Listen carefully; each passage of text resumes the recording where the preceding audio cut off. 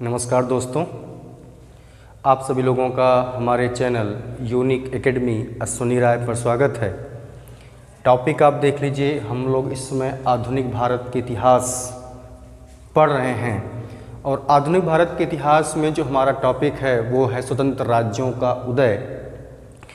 इसमें जैसा कि बोर्ड पर आपने लिख दे रखा है स्वतंत्र राज्यों का उदय, इसमें हम लोगों ने बंगाल को पढ़ लिया है, बंगाल पढ़ लिया है। अब हम पढ़ेंगे हैदराबाद और अवध को।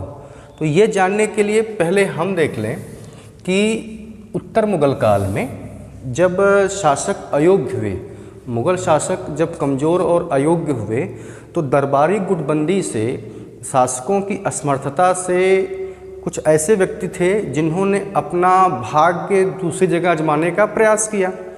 तो जिसमें से एक हैदराबाद था, एक बंगाल था, अवध था। ऐसे ही इतिहासकारों ने इसको समझाने के लिए 3 भागों में डिवाइड किया। उत्तराधिकार वाले राज्य, इसको हालांकि मैंने पहले वीडियो में बता रखा है लेकिन फिर बता देता हूँ। नंबर 2, नियंत्रण की कमी, नियंत्रण की कमी से स्वतंत्र हुए राज्य, नियंत्रण की कमी से स्वतंत्र हुए राज्य। और 3, विद्रोही राज्य, विद्रोही राज्य। ठीक। अब उत्तराधिकार वाले राज्य का मतलब है तो वे राज्य जो मुगल शासकों के प्रत्यक्ष नियंत्रण में थे और वहां से आज़ाद हो गए। तो इसमें है हैदराबाद, बंगाल और अवध। नियंत्रण की कमी में था मैसूर, केरल, केरल मतलब त्रावणकोर, मैसूर, केरल, त्रावणकोर और राजपूत।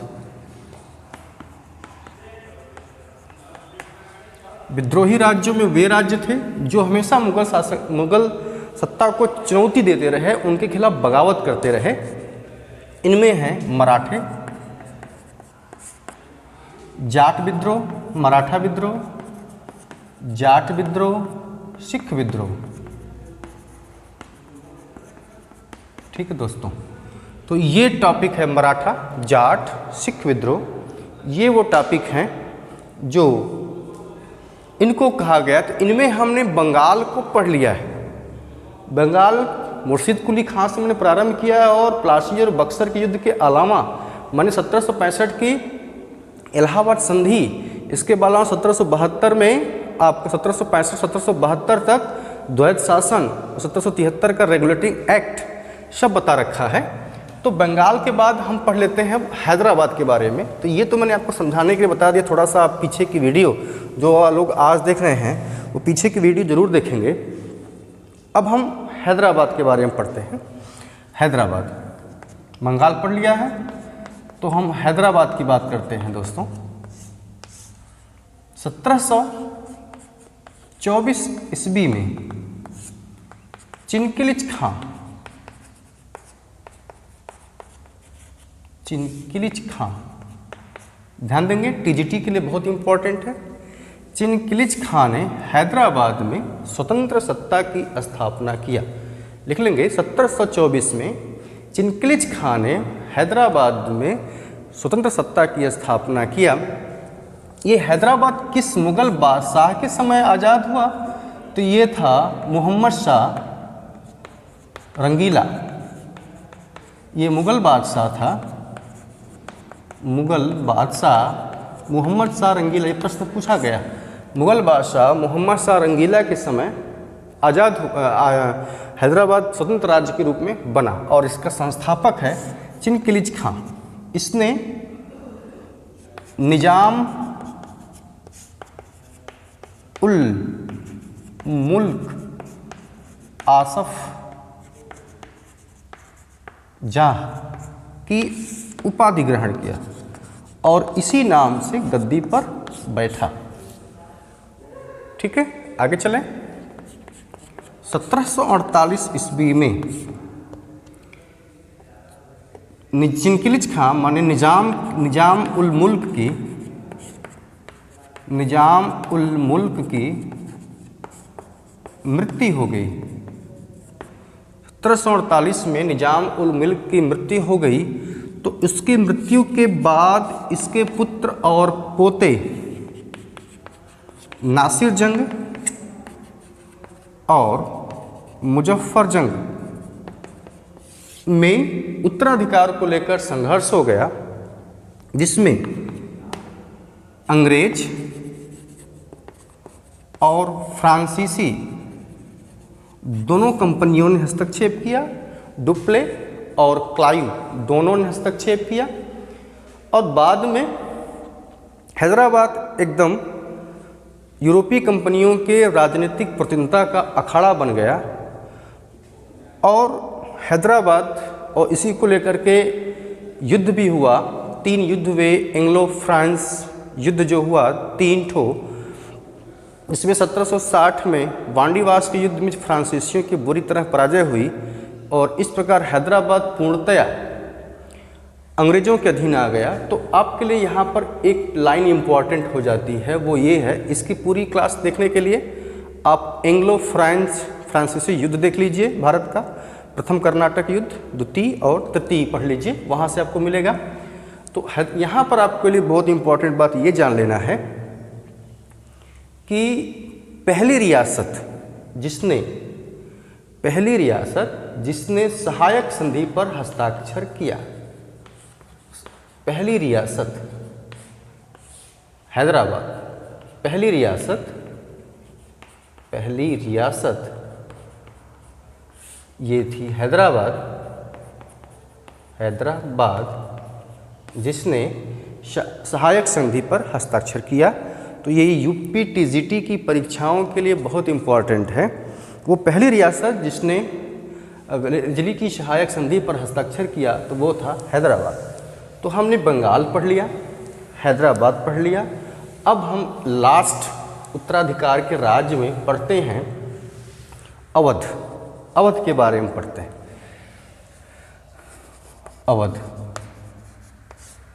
अवध भी वही बात होगी।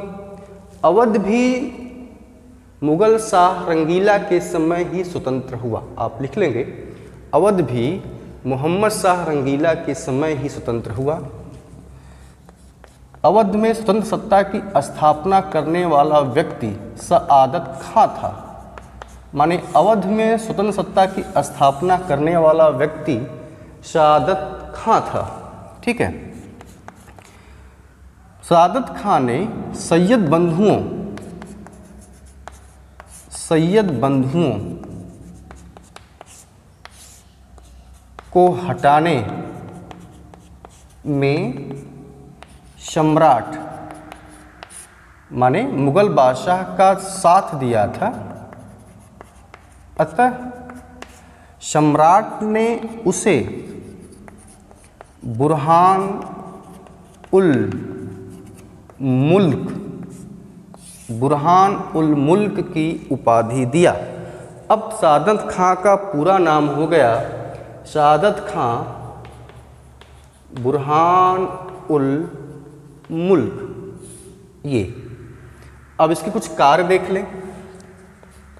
सआदत खां ने अपनी राजधानी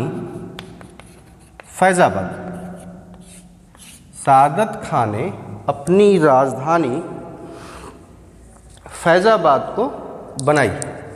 ठीक है, फैजाबाद को अपनी राजधानी बनाई। ये ध्यान देंगे, फैजाबाद को अपनी राजधानी बनाई।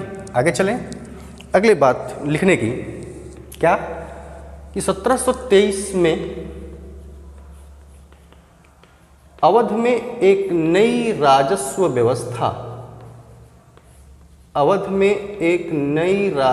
व्यवस्था लागू किया और इस बात का ध्यान दिया कि किसानों के साथ लगान वसूली में ज़्यादती न होने पाए। मतलब ये कह सकते हो कि किसानों के साथ मृदुता का व्यवहार किया, किसानों के साथ मृदुता का व्यवहार किया।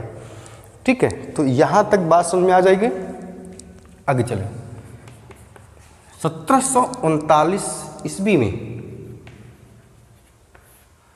उस समय मुगल बादशाह मोहम्मद शाह रंगीला था। 1739 ईस्वी में नादिर शाह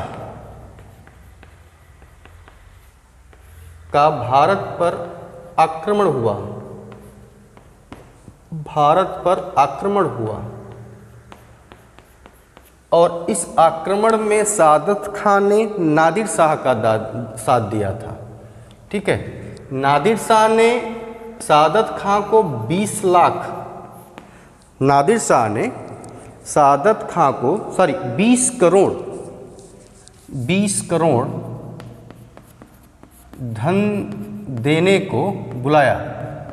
आप लिख लेंगे, नादिर शाह ने सादत खान को 20 करोड़ धन लेने को बुलाया, लेकिन बाद में सादत खान ने आत्महत्या कर लिया। ठीक, सादत खान ने आत्महत्या कर लिया। तो सादत खान के बारे में, अवध के बारे में यहाँ पर आपके लिए टीजीटी के लिए मोस्ट इम्पॉर्टेंट कि स्वतंत्र सत्ता की स्थापना किसने किया? तो सादत खान ने किया। ठीक, दूसरी बात इसमें पकड़ने की बात है कि इसने अपनी राजधानी कहाँ बनाया? फैज़ाबाद। इसने नादिर शाह का साथ दिया था और बाद में इसने आत्महत्या कर ली। तो सादत खान की मृत्यु के बाद अवध का अगला नवाब, मैं इसको मिटा देता हूँ क्योंकि इधर लिखना जगह पूरा नहीं मिलेगा। सादत खान की मृत्यु के बाद अवध का अगला जो नवाब बना वह सफदरजंग था। सफदरजंग, आप देखोगे कि लखनऊ में इसी के नाम से एक बाज़ार भी है, सफदरजंग बाज़ार, बहुत फेमस है। तो चीज़ों को अगर आप जब आप देश में कहीं घूम रहे हों या किसी भी क्षेत्र विशेष में आप जा रहे हों तो वहाँ पर आपका यही इतिहास आपकी मदद करता है, क्योंकि अगर आपने पढ़ा है तो तुरंत आपका दिमाग वहाँ किक कर जाता है। अच्छा, ये चीज़ तो मैंने किताब में पढ़ा था, अच्छा इसकी स्थापना इसी ने किया था। ठीक है, तो इससे आप इसको जोड़ेंगे तो इतिहास सबसे मज़ेदार टॉपिक हो जाता है। तो अवध में हमने स्वतंत्र सत्ता की स्थापना किसकी कर दिया था, किसको पढ़ लिया था अभी तक? सादत खां, बुरहान उल मुल्क, इनको पढ़ लिया। अब इसके बाद कौन गद्दी पर बैठा है? सफदरजंग। इसका कालखंड देख लीजिए, 1739 से 1754। ठीक है, अब इसके बारे में देखिए। सफदरजंग काफ़ी योग्य शासक था। इसने मराठों को दबा कर रखा,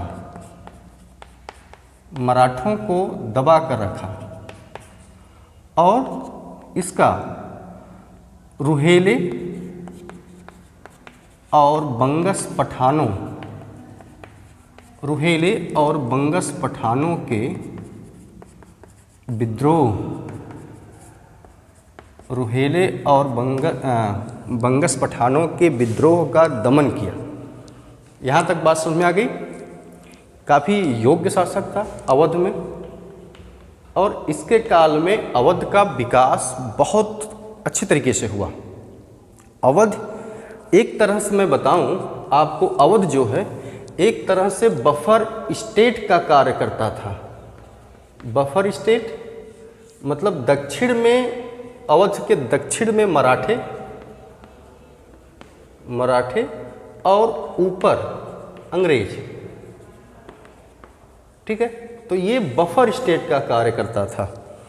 जब तक ये इसके शासक मजबूत हुए, योग्य हुए, तब तक दोनों शक्तियों को उन्होंने दबा कर रखा। लेकिन जब यहाँ के शासक कमज़ोर हुए तो अंग्रेजों ने अवध पर भी कब्जा कर लिया। तो इसका मतलब अवध एक तरह से दो शक्तियों के बीच में बफर स्टेट का कार्य करता था। ठीक है, आगे चले। सफदरजंग की मृत्यु के बाद जो अगला नवाब बना वह था शुजाउद्दौला। शुजाउद्दौला, इसका कालखंड 1754 से 1765 1754 से 1775, 1754 से 1775। ये देखिए, शुजाउद्दौला ने पानीपत का तृतीय युद्ध, पानीपत का तृतीय युद्ध 1761 किनके बीच, मराठे और अहमद शाह अब्दाली, मराठे और अहमद शाह अब्दाली के बीच में हुआ था। तो इसमें इसकी क्या योगदान है? शुजाउद्दौला ने इस युद्ध में अहमद शाह अब्दाली का साथ दिया था। ठीक, शुजाउद्दौला ने पानीपत के तृतीय युद्ध में अहमद शाह अब्दाली का साथ दिया था। इसके अलावा आगे की बात, मुगल बादशाह शाह आलम द्वितीय, आप आगे लिखने की बात, मुगल बादशाह शाह आलम द्वितीय, जिसका मूल नाम क्या था? अली गौहर, जिसका मूल नाम अली गौहर, जिसका मूल नाम अली गौहर था। इसका अली गौहर था, इसके वजीर इमाद उल मुल्क से विवाद था। ठीक है, तो इमाद उल मुल्क से बचने के लिए शाह आलम द्वितीय अवध चला गया, अवध भाग गया, और यहीं पर शुजाउद्दौला ने शाह आलम को शरण दी। शुजाउद्दौला ने शाह आलम को शरण दिया। ठीक, यहाँ तक बात समझ में आ गई। अगली बात लिखने की, यहाँ तक क्लियर हो गया। 1764 ईस्वी में, ये अब मैं पढ़ा चुका हूँ, बंगाल के युद्ध में बक्सर का युद्ध हुआ। 1764 में बक्सर का युद्ध में हुआ। इस युद्ध का नेतृत्व तो अंग्रेजों की ओर से मुनरो कर रहा था। और यह युद्ध जो था, फिर से देखिए, ये ध्यान दें कि इतिहास में कुछ बातें रिपीट हो जाती हैं। अंग्रेजों और इधर शाह आलम द्वितीय, आगे बोलिए, शुजाउद्दौला, आगे बोलिए, और मीर कासिम, इन तीन सेनाओं के बीच हुआ था। और इस युद्ध में अंग्रेजों की विजय हुई। और इस विजय के बाद लिखने की बात, यहाँ तक तो मैं बता चुका। इस युद्ध के बाद अंग्रेजों ने शुजाउद्दौला से, मैं इसको बंगाल में पढ़ा दिया हूँ, अब वहाँ भी देख सकते हैं, अंग्रेजों ने शुजाउद्दौला से 1765 ईस्वी में इलाहाबाद की संधि किया। और इस संधि में था कि इलाहाबाद और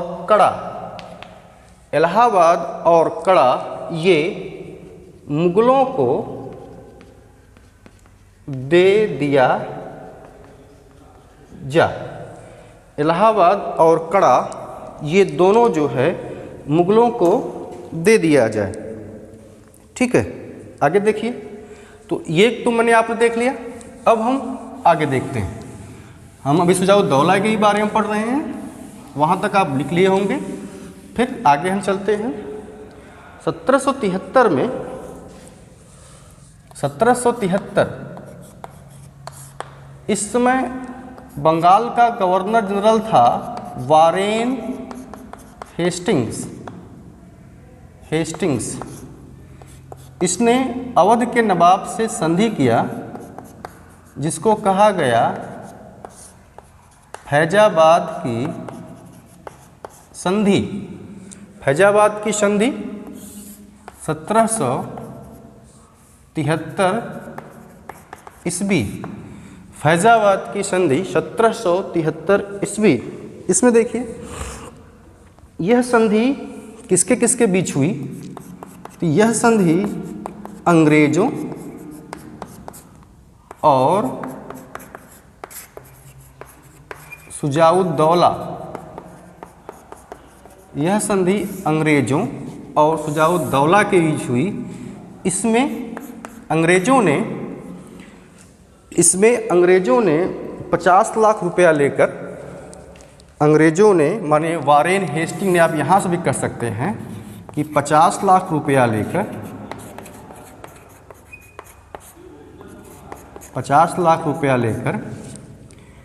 लेकर इलाहाबाद और कड़ा, इलाहाबाद और कड़ा शुजाउद्दौला को दे दिया, शुजाउद्दौला को दे दिया। क्लियर? तो अब हम यहाँ तक हो गया। अभी आप लिख चुके होंगे, आगे चलते हैं। बड़ी मज़ेदार टॉपिक है यहाँ पर है। आगे ये देखिए, ठीक, यहाँ तक तो बात समझ में आ गई। फैजाबाद की संधि किसके किसके बीच हुई थी, तो वारेन हेस्टिंग माने अंग्रेजों की बात करें तो वारेन हेस्टिंग और शुजाउद्दौला। अगर ये अंग्रेज का नाम पूछ रहा है तो वारेन हेस्टिंग, नहीं तो फिर जो और शुजाउद्दौला के बीच हुई थी। 50 लाख रुपया देकर इलाहाबाद और कड़ा शुजाउद्दौला को दे दिया। ठीक है, आगे हम चलते हैं। 1774 में 1774 में रुहेला सरदार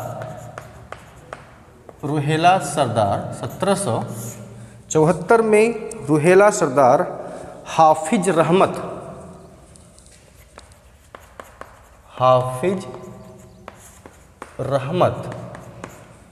ठीक, 1774 में रुहेला सरदार हाफिज रहमत ने विद्रोह किया और इसके विद्रोह का दमन कर दिया गया और हाफिज रहमत की हत्या कर दी गई। बात समझ में आ रही है? 1774 में रुहेला सरदार हाफिज रहमत खान ने शुजाउद्दौला के खिलाफ विद्रोह किया और इस विद्रोह में बाद में उसका दमन कर दिया गया, उसकी हत्या कर दी गई। और 1774 में रुहेला मतलब रुहेलखंड को अवध में मिला लिया गया। यहाँ तक बात समझ में आ गई। 1774 में रुहेलखंड को अवध में मिला लिया गया। ठीक है, अब इसके बाद आसफ दौला, शुजाउद्दौला के बाद अगला जो शासक हुआ आसफ दौला, इसका सन हो जाएगा 1775 से 1797। आसफ दौला, इसके कुछ खास नहीं है, लेकिन एक बात इसकी बड़ी इम्पोर्टेंट है, वो ये है कि इसने अपनी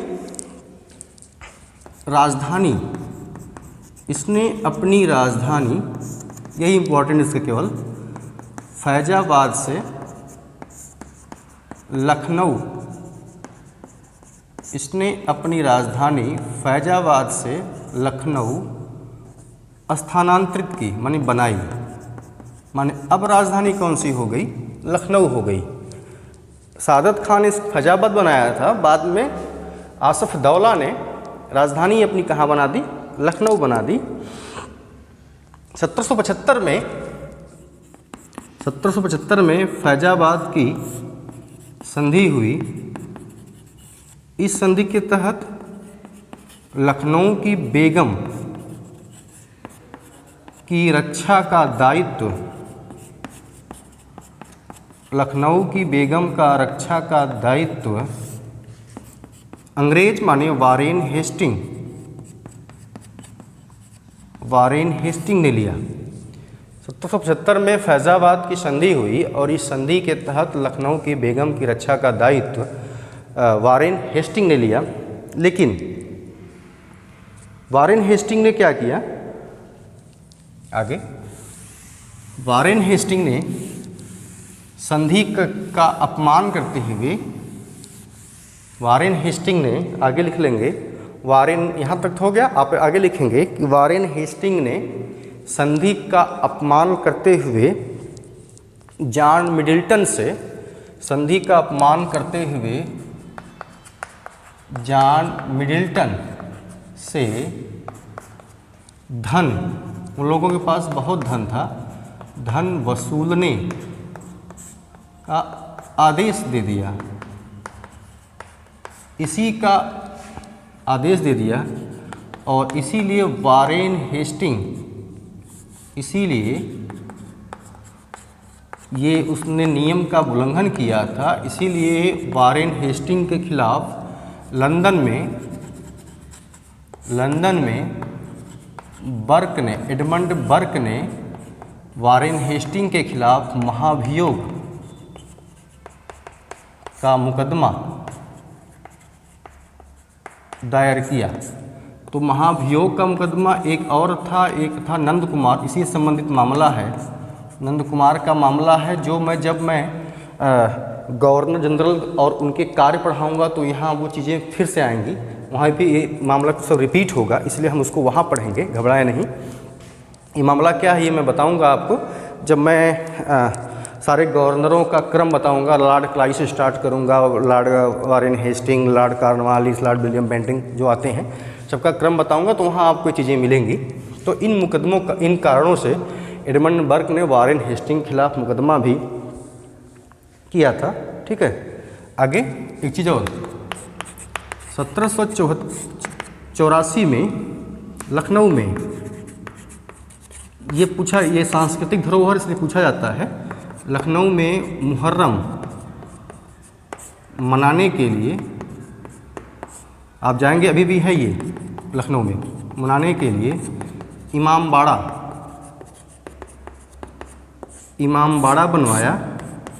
इमामबाड़ा बनवाया जो स्तंभ, इसकी खास बात है कि इसमें स्तंभ का प्रयोग नहीं है, इसकी खास बात है कि इसमें स्तंभ का प्रयोग नहीं है। ठीक है, आगे अब हम पढ़ लेना है अगला, जो है वो इम्पॉर्टेंट नहीं है, लेकिन उनका ये कार्य केवल उनको इम्पॉर्टेंट बना देता है। मैंने कहा ना, इतिहास में हम अच्छे चीज़ों को भी पढ़ना पड़ता है और बुरे चीज़ों को भी पढ़ना पड़ता है। ठीक है, अगले हैं सआदत अली खां। सआदत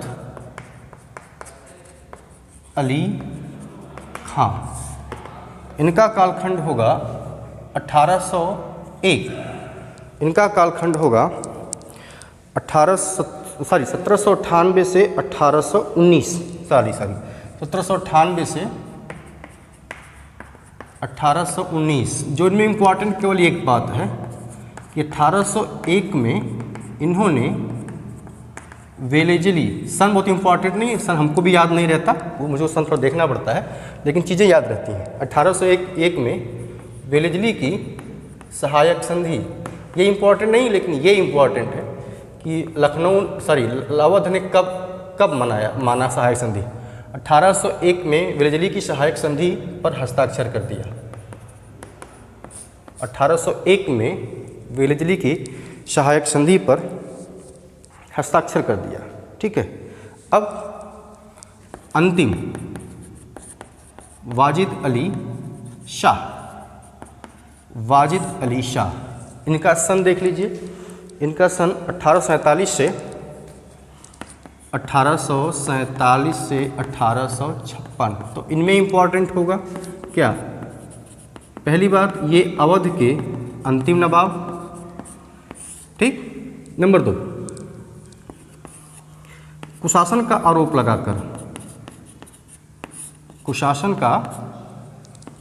आरोप लगाकर डलहौजी, आप लिखने के चलेंगे, कुशासन का आरोप लगाकर डलहौजी ने लखनऊ का अधिग्रहण कर लिया। आपको मैं एक चीज़ बताऊं, डलहौजी की एक नीति थी, डलहौजी की हड़प नीति। डलहौजी की हड़प नीति ये थी कि उन रियासतों के जिनके अपने पुत्र नहीं हैं वे किसी अन्य पुत्र को गोद नहीं ले सकते और उनके राज्य को ब्रिटिश साम्राज्य में मिला लिया जाएगा। तो इस पॉलिसी के तहत कई रियासतें, सतारा, नागपुर, झांसी, बघाट, उदयपुर, ये तमाम रियासतों को इसी तरह से मिलाने का प्रयास किया गया, जिसमें झांसी की रानी ने इसके खिलाफ, इस नियम के खिलाफ विद्रोह की भी किया था। और वो आप पढ़ोगे 1857 का विद्रोह। तो लखनऊ के मामले में मामला फंस गया। एक तो ये सहायक संधि पर हस्ताक्षर भी किया था और वाजिद अली शाह के पास, वाजिद अली के उसका उत्तराधिकारी भी था। वाजिद अली शाह का पुत्र था विरजीश कादिर, विरजीश कादिर। तो यहाँ पर दोनों नियम इसके खिलाफ थे, पुत्र भी था माने उत्तराधिकारी भी था और एक सहायक संधि पर हस्ताक्षर किया था। तो झूठे अफवाह फैलाया कि लखनऊ का शासन चल नहीं, ठीक से शासन नहीं हो रहा है। और यह इसके लिए उसने आउट्रम, ये दोनों बातें लिखेंगे, आउट्रम की रिपोर्ट, आप ये कह सकते हैं कि आउट्रम की रिपोर्ट पर कुशासन का आरोप लगाकर डलहौजी ने ब्रिटिश साम्राज्य में लखनऊ को मिला लिया। ठीक है, आप देखोगे कि यहीं के बाद 1857 में यहीं की माने वाजिद अली शाह की बेगम हजरत महल ने अंग्रेज़ों के खिलाफ विद्रोह किया, अंग्रेज़ों के खिलाफ विद्रोह किया और अपनी पराजय को देखकर नेपाल चली गई। तो मतलब यहाँ के बाद लखनऊ पूरी तरह से अंग्रेज़ों के अधीन हो गया। तो इस प्रकार जो मैंने उत्तराधिकार वाले राज्य में बंगाल, हैदराबाद और अवध तीनों को बता दिया। अगली क्लास हम पढ़ेंगे नियंत्रण की कमी, माने जिन राज्यों पर मुग़ल बादशाहों का नियंत्रण कम था, उन नियंत्रण की कमी वाले राज्य, उनमें सबसे पहले हम पढ़ेंगे मैसूर, हैदर अली और टीपू सुल्तान। तो आज के लिए बस इतना ही। उम्मीद है कि ये वीडियो आपको पसंद आएगी। मॉडर्न हिस्ट्री का मज़ेदार टॉपिक हैं। हम पढ़ेंगे मॉडर्न हिस्ट्री में अगला टॉपिक जो हमारा होगा हैदर अली और Tipu Sultan, rise of Mysore, Hyder Ali and Tipu Sultan. तो आज के दोस्तों इतना ही। वीडियो आपको अच्छी लगी होगी तो हमारा चैनल सब्सक्राइब कीजिएगा। चैनल हमारा वही है, unique academy Ashwini Rai. Thank you.